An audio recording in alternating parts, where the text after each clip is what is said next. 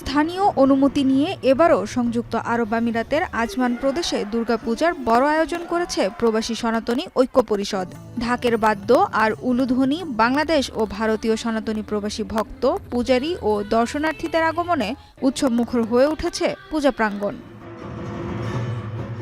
যেন পৃথিবীতে এই ধরাধামে অশুভ শক্তির বিনাশ ও শুভ শক্তির স্থাপন করে সবাই মিলে আমরা আমাদের এই আনন্দ উৎসব পালন করতে পারি। আমাদের এক অসাম্প্রদায়িক বাংলাদেশের প্রতিচ্ছবি, যেখানে আমরা সবাই মিলে একসাথে সব ধর্মের মানুষের মঙ্গল কামনা করি।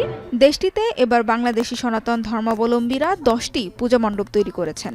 আল আইন ও শারজায় 3টি করে, আজমানে 2টি, আবুধাবি ও ফুজাইরায় তৈরি করা হয়েছে 1টি করে মণ্ডপ।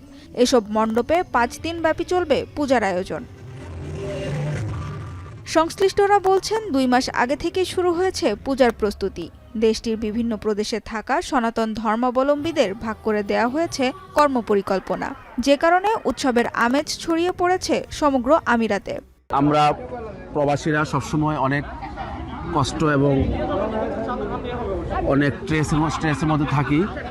এই দুর্গাপূজার মাধ্যমে প্রবাসীরা যারা এখানে আছেন সংযুক্ত আরব আমিরাতে, তারা এই 5 দিন একটু আনন্দ করতে পারেন, সেই ব্যবস্থাটা আমরা সবসময় করে থাকি। আমরা চেষ্টা করি আমরা দেশে যেভাবে পুজো করি একটা মেলা এবং একটা মিলন মেলা পরিণত হয়। আয়োজকরা জানান, গত বছরের তুলনায় এবার আজমানে আরও বড় প্রতিমা তৈরি করা হয়েছে। বিভিন্ন প্রদেশ থেকে প্রতিদিন এখানে আসছেন হাজারো প্রবাসী। উৎসব ঘিরে 10,000 লোকের প্রসাদও বিতরণ করা হচ্ছে প্রতিদিন। মরুর বুকে একখণ্ড সাম্প্রদায়িক বাংলাদেশ যদি দেখতে চান, তাহলে আমি সাদর আহ্বান জানাচ্ছি, আপনারা আমাদের পুজোতে আসুন, পুজো উপভোগ করুন। পূজা মণ্ডপের পাশেই বসানো হয়েছে অস্থায়ী কিছু স্টল। এসব স্টলে চলছে খাবার ও মিষ্টান্নের জমজমাট বেচাকেনা। দর্শনার্থীদের চাহিদা মতো পণ্যের যোগান রাখা হয়েছে এখানে। আগামী 2 অক্টোবর বিজয়া দশমীতে প্রতিমা বিসর্জনের মধ্য দিয়ে শেষ হবে 5 দিনের এই উৎসব। এখন বিশ্ব।